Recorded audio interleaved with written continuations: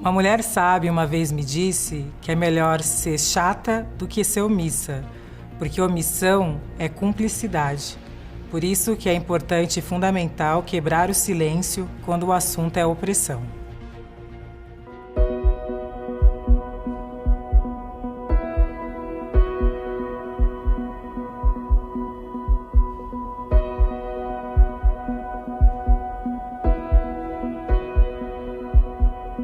Eu costumo dizer que antes da gente conversar sobre diversidade, a gente precisa ter uma conversa sobre desigualdades. Entender como as desigualdades foram sendo construídas historicamente, para a gente entender a importância da diversidade. Porque o que acontece? Muitas vezes as pessoas não têm uma noção ou a reflexão, né, de que essas desigualdades elas foram frutos, né, de ações que foram tomadas ao longo da história. E falando de um país como o nosso, como o Brasil, que carrega aí um histórico, né, de quase 4 séculos de escravidão, é muito importante a gente entender quais são os efeitos disso na nossa sociedade e como a nossa sociedade foi sendo construída a partir desses eventos. Então, eu faço a parte bem de investigação mesmo da origem social das desigualdades, porque aí sim a gente pode conversar sobre diversidade. Então, por exemplo, falando do Brasil, né? O Brasil foi um dos últimos países do mundo a abolir a escravidão. Foram quase 4 séculos, né, de escravidão. Isso significa que a escravidão foi a base da economia da sociedade brasileira durante muitos anos. Se a gente for olhar o tempo de pós-abolição, né, o tempo que o Brasil tem de não escravidão, tem mais tempo de escravidão do que de não escravidão. Então, quais são os impactos disso na nossa sociedade? Então, a gente precisa entender quais foram os elementos, os fatos históricos que foram criados. A gente pode citar a Constituição do Império de 1824, por exemplo, que impedia as pessoas negras de estudar. A gente pode citar a Lei de Terras de 1850, que a partir daquele momento da Lei de Terras, dessa lei, só poderia ter acesso a terras quem comprasse terras do Estado brasileiro. E quem que podia comprar terras em 1850, ainda num período de escravidão? Então, quando a gente olha para esses fatos, né, alguns exemplos, a gente começa a entender como a sociedade brasileira foi sendo construída, quanto que o racismo estrutura a sociedade. A gente escuta muito hoje falar em racismo estrutural e muitas vezes a gente não entende, né, o conceito, não entende a profundidade dele, mas quando a gente percebe que durante quase 4 séculos significava que pessoas negras trabalharam forçadamente, sem ter direito, né, ao seu trabalho, que elas eram mercadorias, né, elas também eram vendidas. À época existiam muitos anúncios, né, vende-se negros, vende-se jovem negro, então o corpo negro ele era tratado como uma mercadoria. Então, quais são as consequências disso depois no pós-abolição? Né, estão todos livres, mas não existiram políticas de reparação para que a população negra tivesse, de fato, mecanismos de inclusão ou fosse reparada por tantos anos, né, de escravidão. Então, quando a gente olha hoje, a realidade da maioria dessas pessoas, que ainda é uma realidade de pessoas que vivem numa situação de pobreza, a gente consegue entender como ela foi sendo construída. Porque a gente pensa, não, escravidão é uma coisa muito do passado, não tem nada a ver com o que acontece hoje, por isso que é importante a gente entender, enquanto brasileiro, como a nossa sociedade foi sendo construída, porque o hoje é reflexo de muitas ações que foram tomadas no passado. Teorias também foram criadas, eu acho que é muito importante, né, a gente falar dessas teorias, como as teorias racistas do século XIX, por exemplo, que ficaram conhecidas como racismo científico. Né, do que se trata? Eram teorias que tentavam provar, né, uma suposta inferioridade das pessoas negras, dizendo que pessoas negras não tinham as mesmas capacidades intelectuais devido ao tamanho do cérebro, que as pessoas negras eram mais ligadas à força física e não ao intelecto. Essas teorias, elas serviram para justificar a escravidão, para justificar a dominação da Europa nas Américas. Quando a gente olha, né, para grandes teóricos dessa época, como Gobineau, por exemplo, no Brasil, Nina Rodrigues e tantos outros, a gente percebe que quando a gente fala que racismo é coisa de gente ignorante, não é verdade, né? Porque essas teorias racistas elas foram pensadas por uma elite econômica que deliberadamente tinha a intenção de justificar a escravidão, de justificar a opressão, e usaram a ciência, para isso. E por mais que a gente, por exemplo, nunca tenha lido essas teorias, por mais que em todos os espaços hoje que se produz ciência, de forma séria, essas teorias não sejam consideradas, elas ainda estão presentes na nossa memória social. Então, um exemplo, quando a gente olha para uma pessoa negra e não acredita que aquela pessoa ocupa um determinado cargo, ou a gente questiona, ou a gente vê com surpresa. Por mais que a gente nunca tenha lido Gobineau, a gente está reproduzindo essas teorias. Então, teorias não só são teorias, elas elaboram e organizam a sociedade. Eu, por exemplo, já passei por situações como de estar indo viajar e as pessoas, uma mulher especificamente, me parar no aeroporto, eu estava na sala de embarque, e ela perguntar se eu estava indo viajar. Obviamente, eu estava ali na sala de embarque. À época, eu estava indo para a Alemanha para dar uma aula numa universidade em Frankfurt, e ela perguntou o que eu estava indo fazer na Alemanha. E antes que eu pudesse responder, ela falou, você está indo fazer o quê lá? Você está indo dançar? E aí eu respondi, não. E você está indo dançar? E ela ficou extremamente constrangida, porque eu perguntei se ela estava indo. À época, por um acaso, eu estava indo dar uma aula. Provavelmente, essa senhora, ela nunca leu sobre essas teorias. Provavelmente, ela nunca ouviu falar dessas teorias. Mas aí a gente percebe essa construção do racismo, como teorias racistas, e que serviram para justificar a opressão da população negra, o quanto que elas ainda estão presentes na estrutura da sociedade brasileira, que faz com que as pessoas ainda olhem com surpresa quando veem pessoas negras em determinados espaços, ou quando essas pessoas, as poucas que conseguem, saem daqueles lugares determinados. Por isso que eu insisto sempre nessa importância da gente investigar de onde vem. Por que nós achamos que determinadas pessoas só podem ser isso ou aquilo? Por que nós achamos que determinadas pessoas não podem ocupar determinados espaços? Ou ainda, por que a gente olha com surpresa, e não com naturalidade quando vemos determinadas pessoas em determinados espaços? Então, quando a gente descobre de onde isso vem, a gente percebe que houve aí uma ação deliberada e que, por mais que a gente não tenha refletido sobre isso, a gente aprendeu esses valores na sociedade a qual a gente pertence. É por isso que é importante tanto a gente fazer essa investigação. E aí, quando a gente olha para esse histórico, de 354 anos de escravidão, das medidas que não foram tomadas para que a população negra fosse incluída nesse pós-abolição, o que a gente chama de processo de industrialização do Brasil, o que aconteceu nesse processo? Então, em 13 de maio de 1888, foi proclamada a Lei Áurea, e que pôs fim à escravidão no Brasil. Lembrando que o Brasil foi um dos últimos países do mundo a abolir a escravidão, embora tenha sido o país que mais recebeu pessoas escravizadas nesse processo de colonização. Então, o que acontece?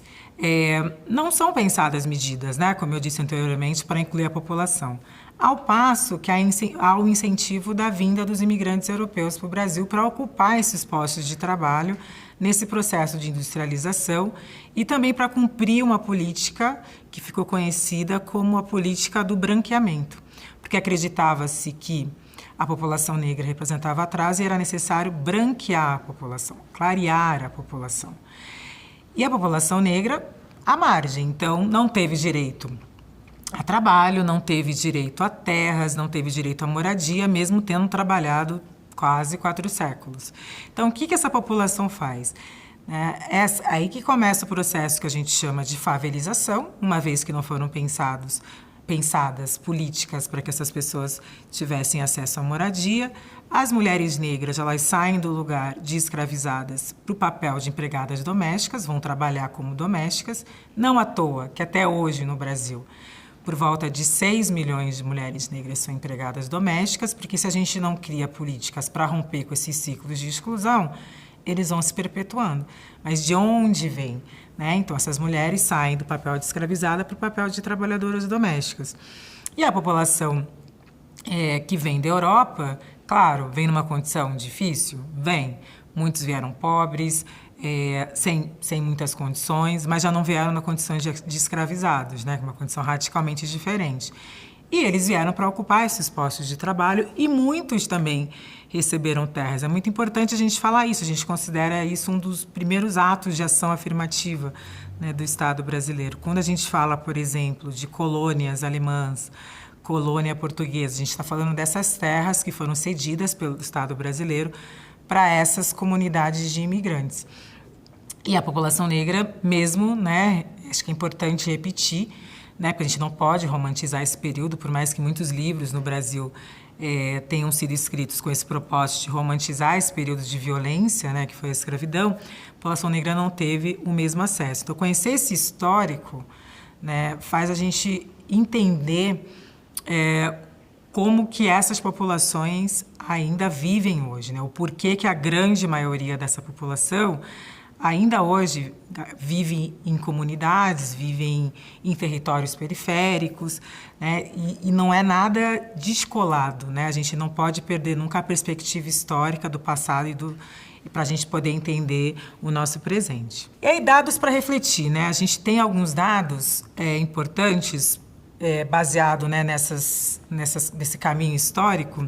Por exemplo, hoje no Brasil, homens brancos ganham até 169% a mais que mulheres negras nas mesmas funções. Isso são dados do INSPER, né? E a gente vê a discrepância, né, salarial entre homens brancos e mulheres negras. Como a gente já entendeu um pouco como as desigualdades foram sendo construídas, a gente consegue entender o porquê desse dado tão absurdo, né, e esse abismo tão grande entre um grupo e outro. Quando a gente fala de desigualdade salarial em relação às mulheres, por isso que é muito importante sempre trazer essa perspectiva de raça, porque mulheres brancas, elas ganham 30% menos do que homens brancos. Homens negros ganham menos do que mulheres brancas e mulheres negras ganham menos do que todo mundo. Então, é fundamental a gente sempre trazer a perspectiva de raça para esse debate, porque se a gente só fala, por exemplo, mulheres ganham 30% menos que homens, e não diz que mulheres são essas, a gente está generalizando, tratando todas as mulheres como se elas partissem dos mesmos pontos de partida, como se elas tivessem as mesmas oportunidades, e a gente acaba tendo um dado que não reflete a realidade do todo, reflete uma parte específica dessa realidade. Por isso que é fundamental, quando a gente vai discutir gênero, trazer a perspectiva de raça, quando vai discutir raça, trazer a perspectiva de gênero, porque a gente precisa nomear as realidades, né? Trazer de fato o dado específico de cada realidade. Porque quando a gente tem as estatísticas, a gente consegue pensar políticas para incidir naquela realidade.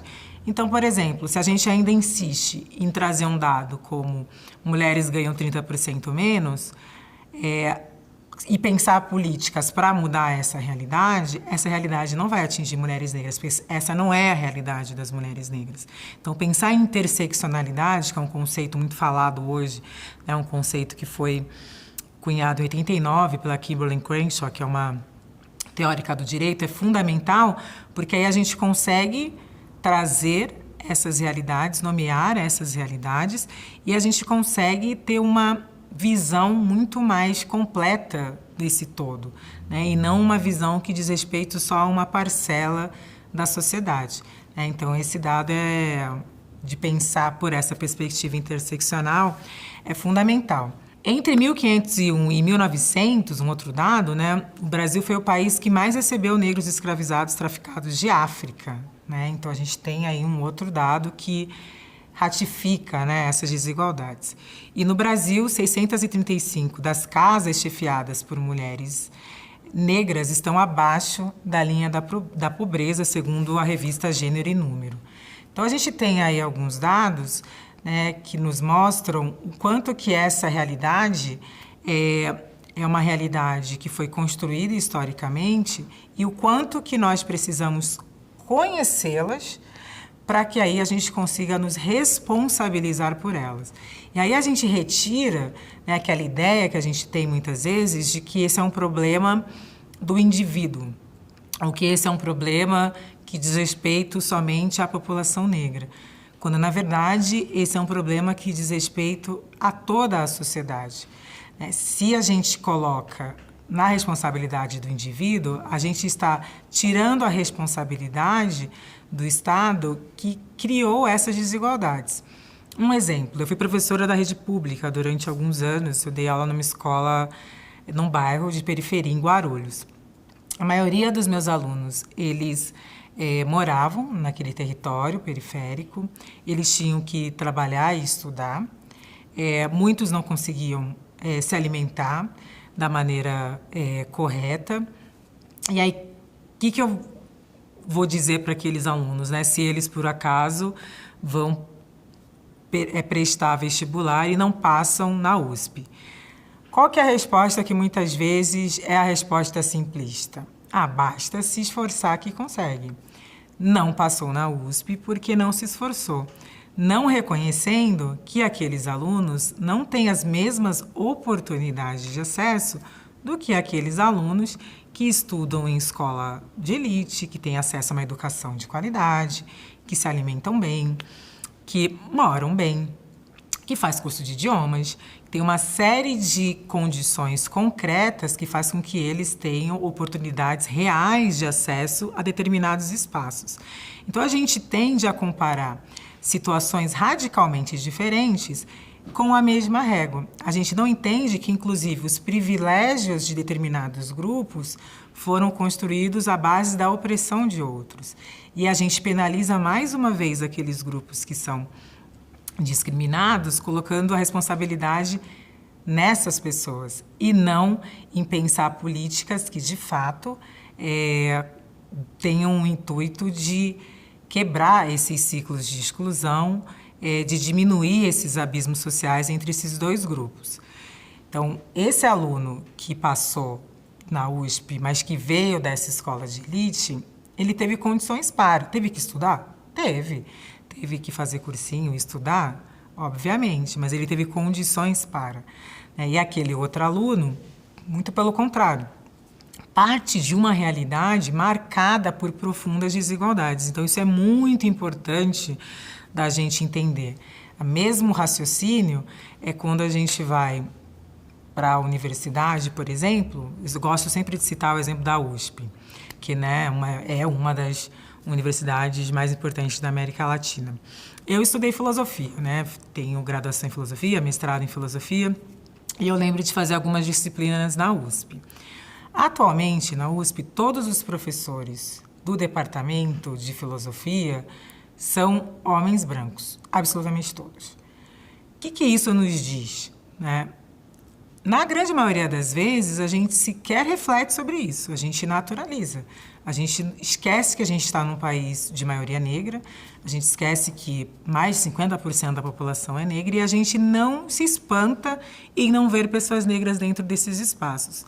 Qual que pode ser a resposta simples, né? Ou simplista, melhor dizendo?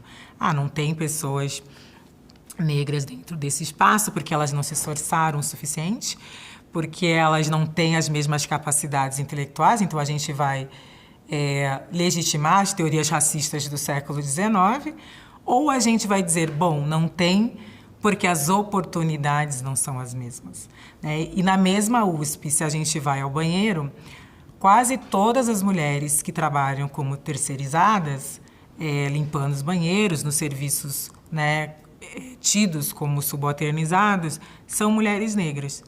E por que a maioria daquelas mulheres são negras? Porque elas não se esforçaram o suficiente? É porque elas não têm interesse por filosofia? Ou é porque elas não tiveram as mesmas condições e oportunidades para saírem daquela situação de mobilidade social? São essas perguntas que nós necessitamos fazer para não naturalizar esses lugares. Porque o debate ele não é sobre capacidade. Porque capacidade sabemos que todos têm. O debate é sobre oportunidades. São as oportunidades que não são as mesmas. E se a gente naturaliza isso, a gente está simplesmente concordando com essas desigualdades ou, muitas vezes, legitimando um discurso do racismo científico, mesmo que nunca tenha lido Gobineau. Novamente, a gente acaba entendendo que aquele lugar é um lugar específico para cada grupo e não que determinados grupos ocupam determinados lugares, porque eles partem de lugares diferentes. Então, esse olhar, ele é fundamental, porque aí a gente desvela os processos históricos que criam essas desigualdades. Então, a gente já chegou até aqui, né? A gente já conseguiu entender um pouco como essas desigualdades foram sendo construídas. Aí, como a gente já entendeu isso, qual que é o próximo passo?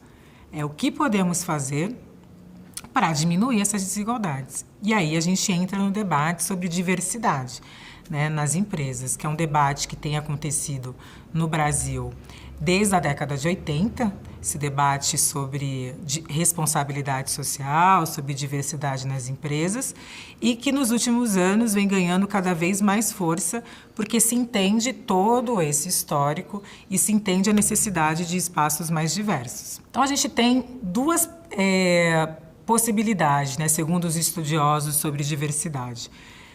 Pode ser pelo argumento econômico, né? Vamos utilizar, vamos pensar políticas de diversidade, porque economicamente é mais interessante para as empresas, porque um espaço mais diverso ele gera mais lucro, ou pode ser pensado pela perspectiva da responsabilidade social, né, dessa questão ética, de fato, de entender todo esse nosso histórico de exclusão e pensar a importância de ter políticas de inclusão para aqueles grupos que historicamente foram apartados de certos direitos.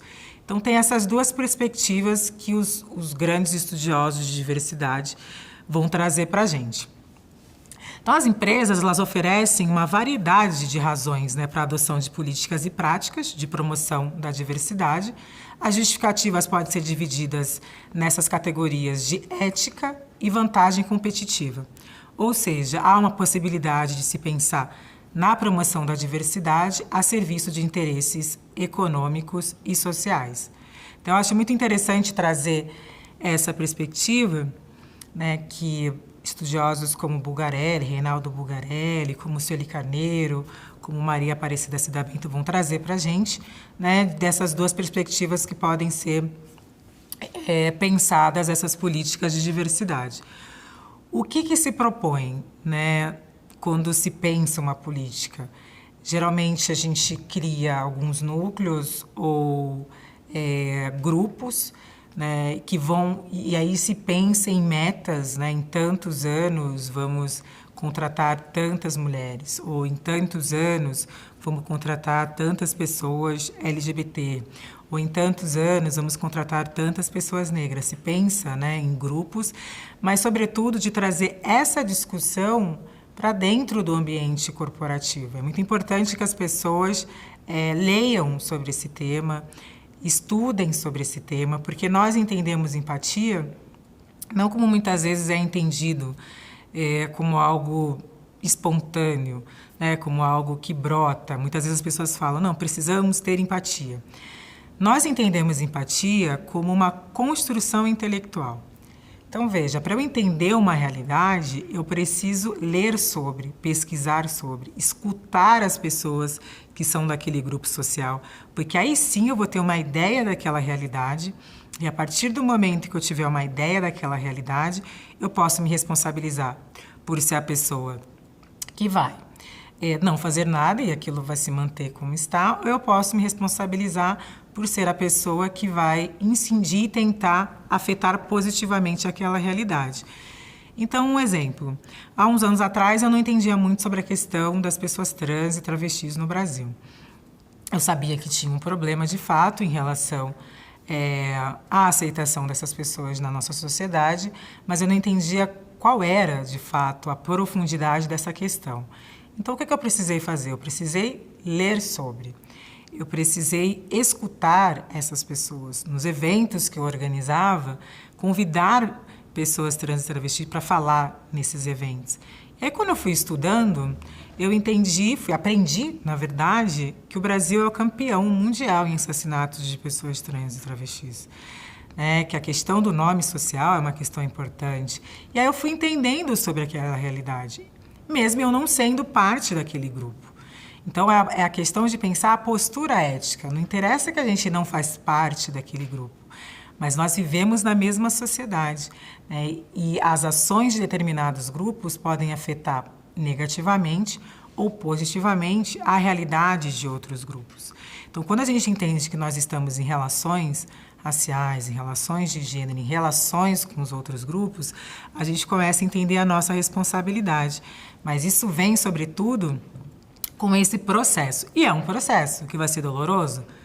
Vai ser doloroso muitas vezes, porque muitas vezes a gente vai se pegar no lugar das pessoas que reproduziram isso em determinados momentos da nossa vida. Mas sem esse processo a gente não consegue desenvolver a consciência crítica sobre a sociedade que a gente quer. Então, quando a gente desenvolve isso, a gente vai pensar, né, em desenvolver esses programas de diversidade dentro das empresas,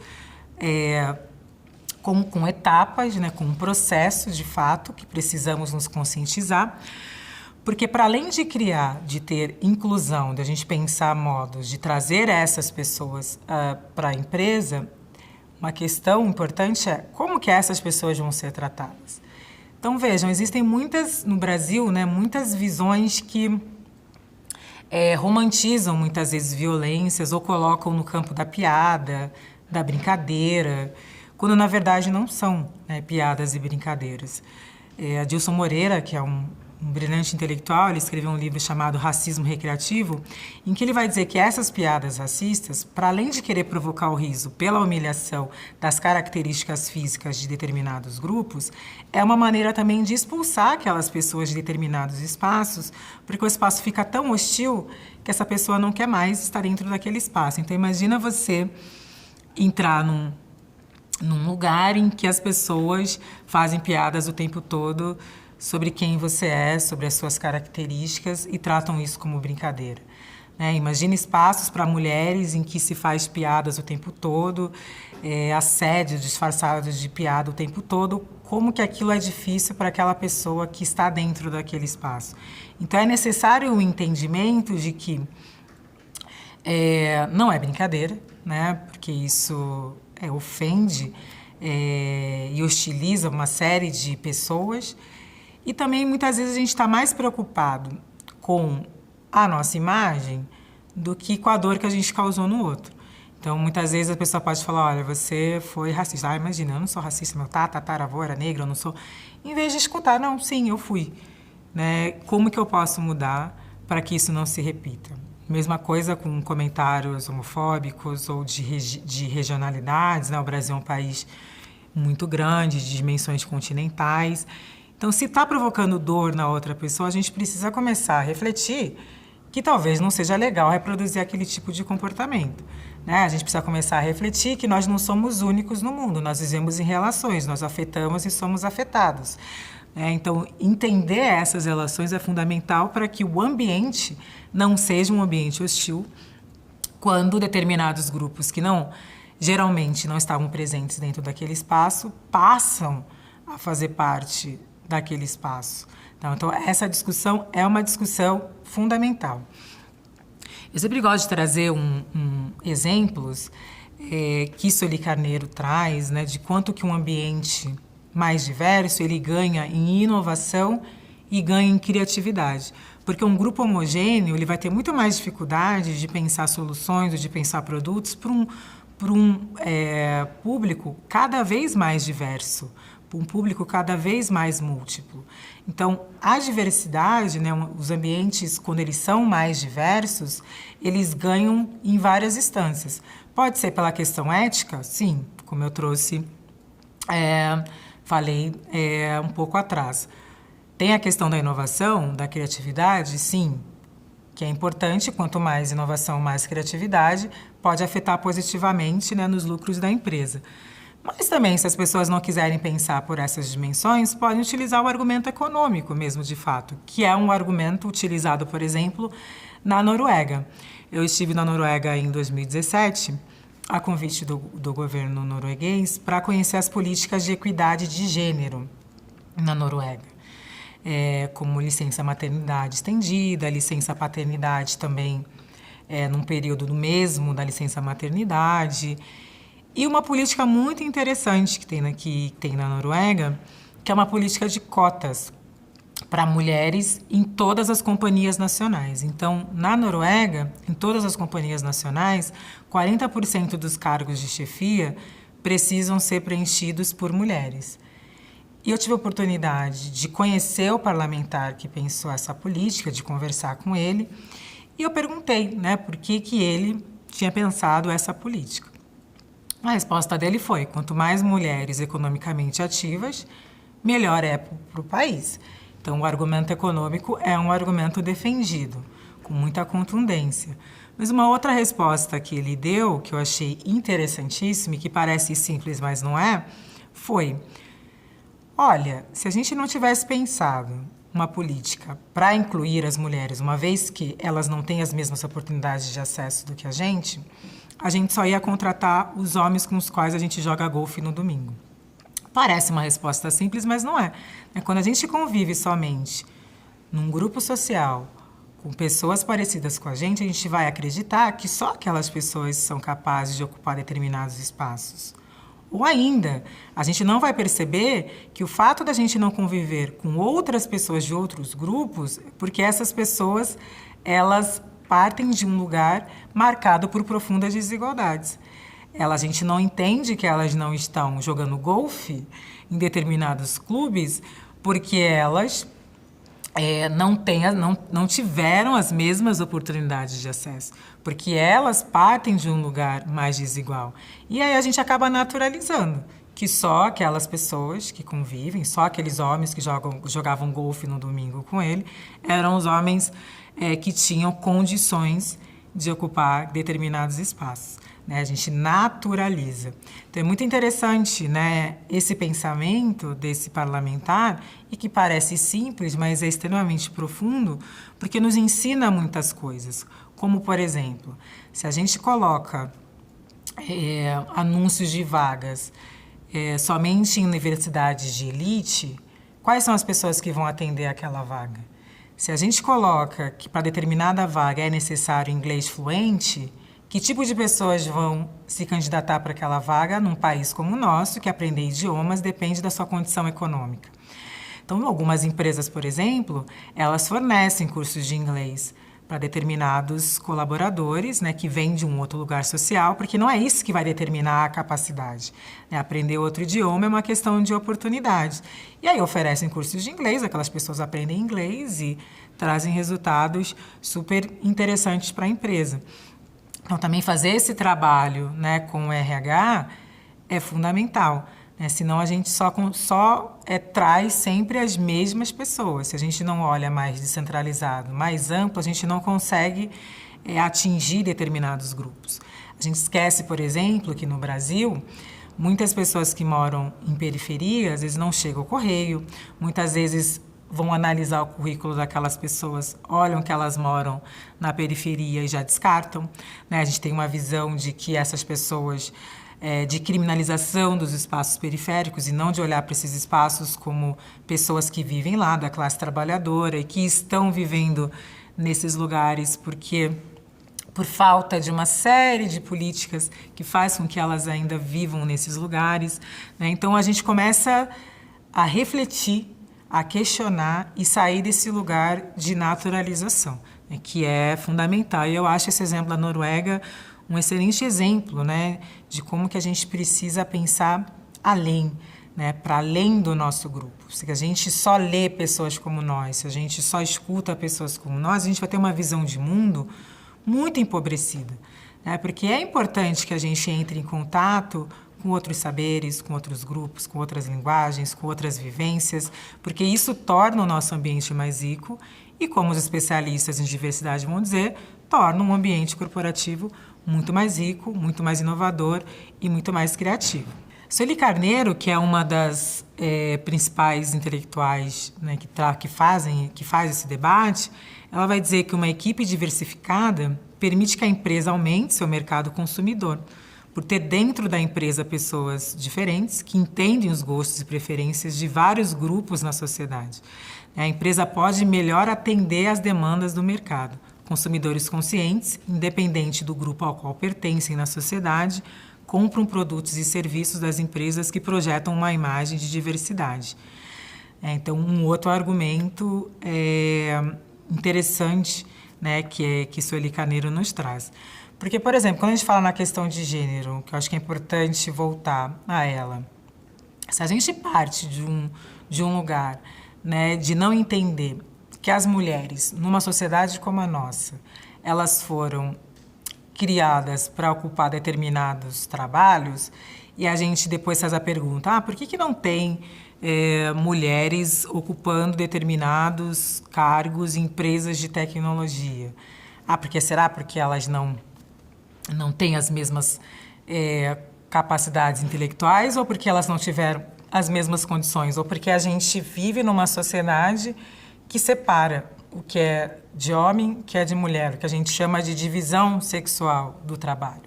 Então, puxando um pouco para o meu lado da filosofia, quando a filósofa francesa Simone de Beauvoir disse aquela frase, né, que muitos de vocês já devem ter ouvido falar, não se nasce mulher, torna-se mulher, o que ela quis dizer com isso? Como assim não se nasce mulher? Não, o que ela quis dizer, Simone de Beauvoir, é que antes das mulheres nascerem, né, antes da gente nascer, já existem comportamentos esperados para as mulheres. Então, um exemplo. A mulher está grávida. A gente pergunta, é menino ou menina? É menina. É fogão, geladeira, boneca, babado, rosa. Independente se a gente sabe se gosta de rosa ou de babado. A gente vai ver fotos nossa na infância, a gente está lá de babado e de rosa. A gente não tem condições de saber, porque a gente é um bebê, de refletir cognitivamente se a gente gosta disso ou não. Então, já existe o que é esperado para as meninas antes da gente sequer se pensar como liberdade. É nesse sentido que ela está dizendo que a gente se torna. Então, cada cultura tem o que se espera para as mulheres. Então, a depender daquela cultura, a gente vai se tornando o que é mulher a partir do que é imposto por determinadas sociedades. Então, diz que a gente tem que ser mãe, que a gente tem que gostar de determinadas coisas, que a gente não pode ficar na rua até tarde, que a gente tem que cuidar da casa, que o nosso espaço é o espaço da casa. Com isso, eu estou dizendo que não podemos estar dentro desses espaços? Não é isso que eu estou dizendo. Eu estou dizendo que a maioria de nós sequer tem a escolha de definir se quer ou não. Nós somos colocadas dentro dessa situação. E aí é uma sociedade que diz que a criação dos filhos é da mulher, quando o homem também participa ativamente desse processo. Eu costumo brincar que filhos, a gente ainda não existe ainda o vírus da gravidez, né? A gente ainda precisa do homem para engravidar, mas não é colocada ao homem a mesma responsabilidade pela criação dos filhos.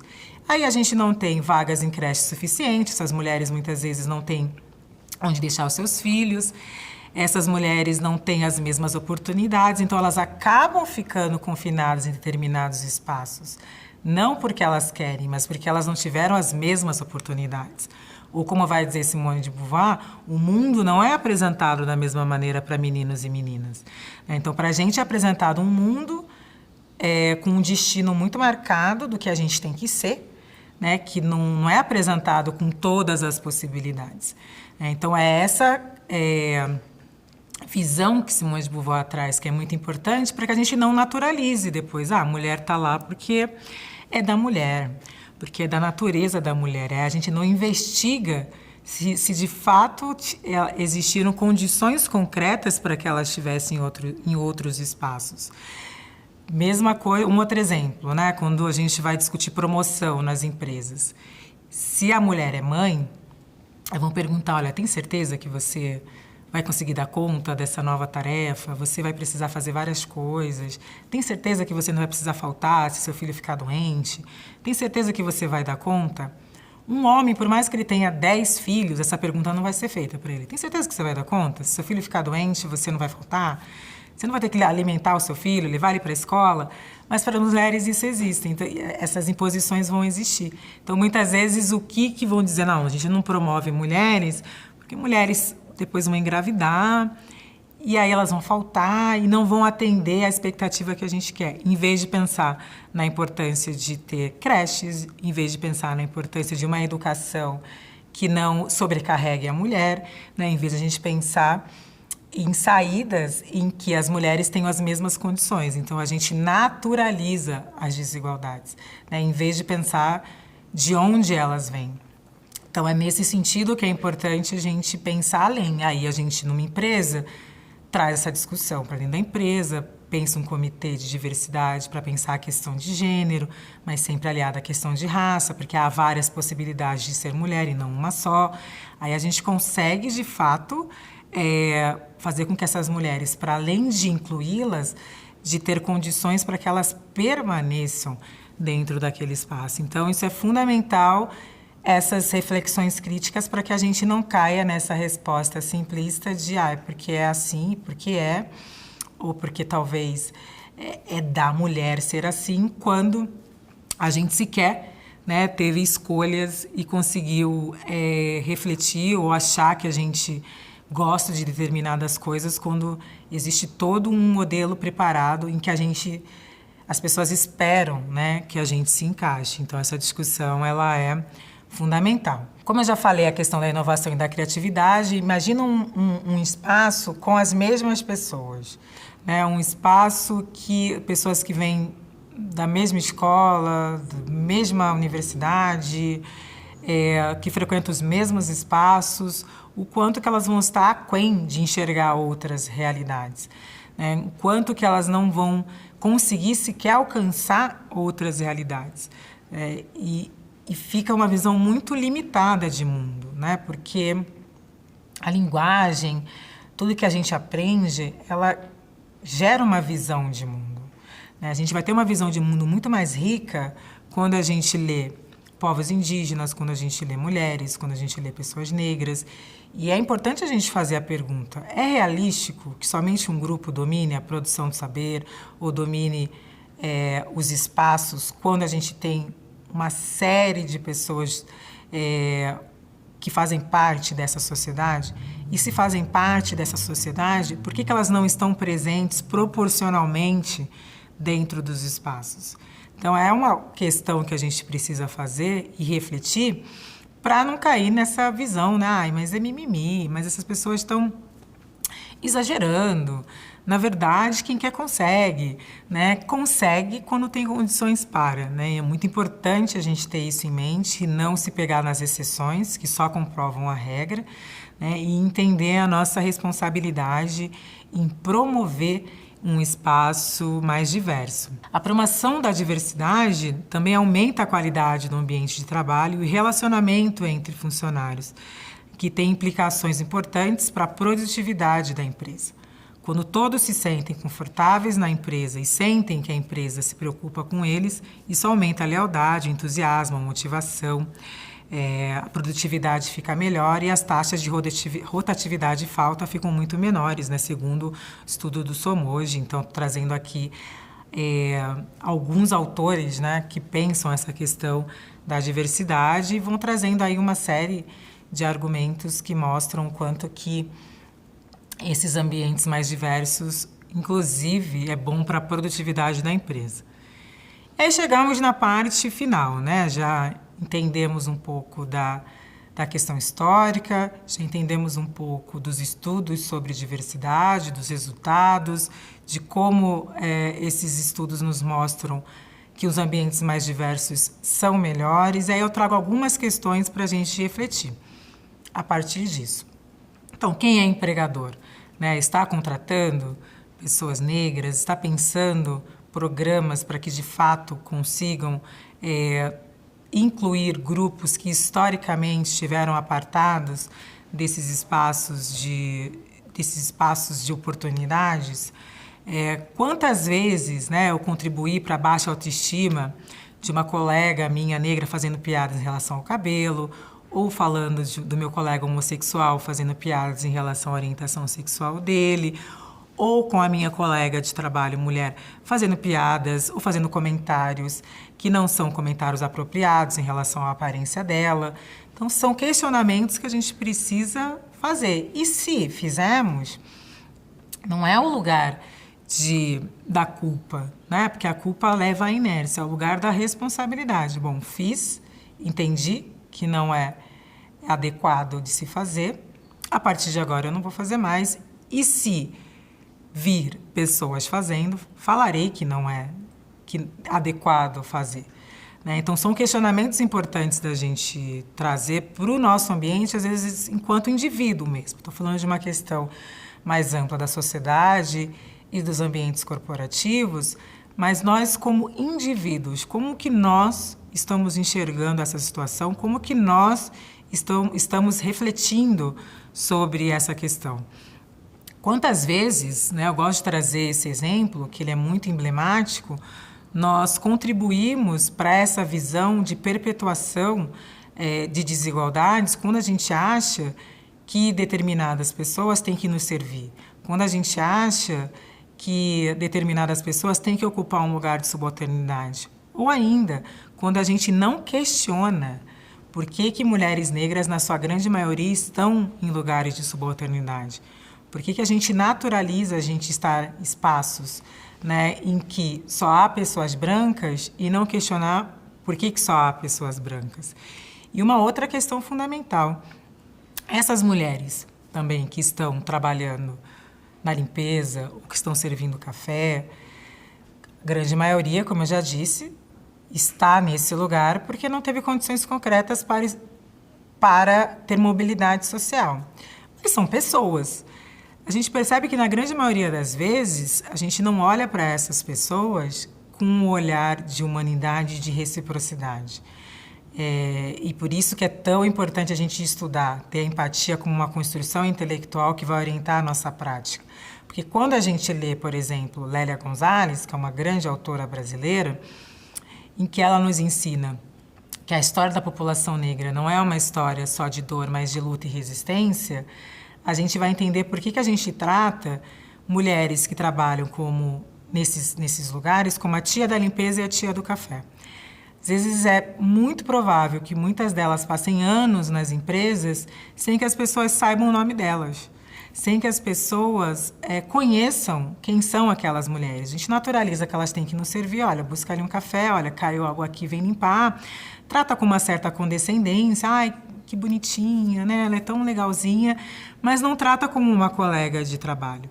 E por que isso acontece? Porque a história que a gente aprende sobre a população negra no Brasil é uma história contada pela perspectiva europeia, de que negros foram escravizados e ponto, e não que existiram quilombos, que existiram lutas, que existiram resistências, que negros são sujeitos que fazem parte dessa história. E a gente acaba naturalizando esse lugar da dor. Aí a gente vê nas grandes produções, é sempre filmes sobre a escravidão e as pessoas negras sendo açoitadas, nunca são os filmes mostrando a resistência, a luta, o enfrentamento. Aí a gente passa a vida inteira olhando para aquelas mulheres com condescendência, porque a gente hierarquizou, inclusive, a humanidade delas. Elas estão trabalhando naqueles empregos porque a sociedade é desigual. Mas, de repente, aquela senhora, ela pode ser uma grande liderança comunitária no seu bairro, ela pode ser uma pessoa que tem um cargo importante na igreja que ela frequenta, ela pode ser uma Ielorixá, ela é mãe, ela tem história, ela é avó, ela tem muito a nos ensinar também. Mas a gente não enxerga ela com essa reciprocidade, de que a gente aprende e ensina com ela. A gente olha como se ela estivesse abaixo da gente, inclusive no grau de humanidade, né? Quando a gente sequer diz o nome delas ou sabe o nome delas. Não saber o nome de alguém, não nomear, é o primeiro passo para a desumanização. Ela é muito mais coisas do que a tia do café. Ela tem nome, ela tem sobrenome, ela tem história, ela tem vida, ela tem ensinamentos, ela tem uma série de coisas que pode nos ensinar, mas a gente sequer enxerga, né? Então, é um olhar que nós precisamos ter. Qual que é o nome da tia do café? Qual é o nome da tia da limpeza? Né? De onde ela vem? Onde ela mora? Qual é a história dessa pessoa?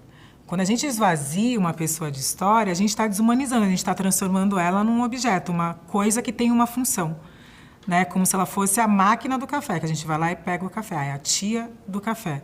E não é a Dona Maria, ou é a Dona Antônia, é a Rafaela, que mora em determinado bairro, e que a filha agora passou na universidade, ela está super feliz, que faz um trabalho super importante na sua comunidade, que demora horas para chegar do seu trabalho até em casa, ou da casa até o trabalho, e que é uma pessoa.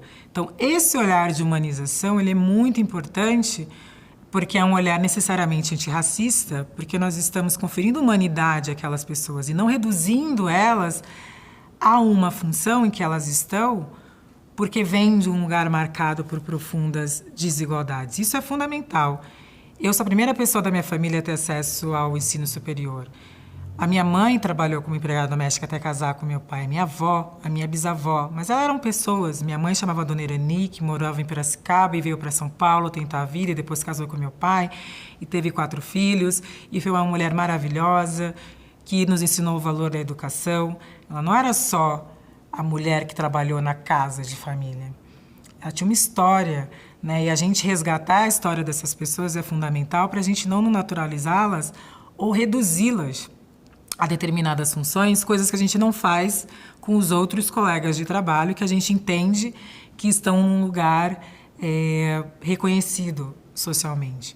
Então, essas reflexões elas são muito importantes para que a gente não naturalize isso e consiga entender, inclusive, o que nós podemos fazer enquanto sociedade para que pessoas não tenham lugares determinados. Porque só existe lugar determinados em sociedades marcadas por opressões. E esse entendimento ele é fundamental para que a gente não recorra, né, a uma visão que é uma visão de naturalização ou de manutenção, né, melhor dizendo, dessas desigualdades. Eu chamo isso de solidão institucional também, que é essa solidão dessas mulheres, muitas vezes, que sequer são vistas, sequer têm nome, e a solidão institucional das poucas pessoas que vêm de outros grupos sociais, que acabam estando num espaço em que elas são minoria, e quando elas olham em volta, só tem elas dentro daquele espaço. Eu fui a única aluna negra do curso de filosofia. Você olha em volta, não tem ninguém como você. É o tempo todo a sociedade dizendo que talvez aquele não seja o seu lugar. Então, como que nós criamos espaços para que haja uma proporção maior das pessoas dentro daqueles espaços, para que a gente não sofra dessa solidão? Então, essas questões, enquanto indivíduos, é muito importante que a gente faça para que a gente se comprometa com uma visão de responsabilidade, né, pela mudança que a gente quer. Então, é fundamental que a gente questione, que a gente se responsabilize, que a gente entenda essa construção intelectual que vai orientar as nossas práticas, para que a gente entenda, de fato, qual é a sociedade que a gente quer e que tipo de agente que a gente vai ser. A gente vai ser o agente de dor ou de que vai trabalhar para a perpetuação dessas desigualdades, ou se seremos agentes, de fato, de transformação, que vai se responsabilizar pela mudança na sociedade que é tão necessária e essa mudança que a gente quer.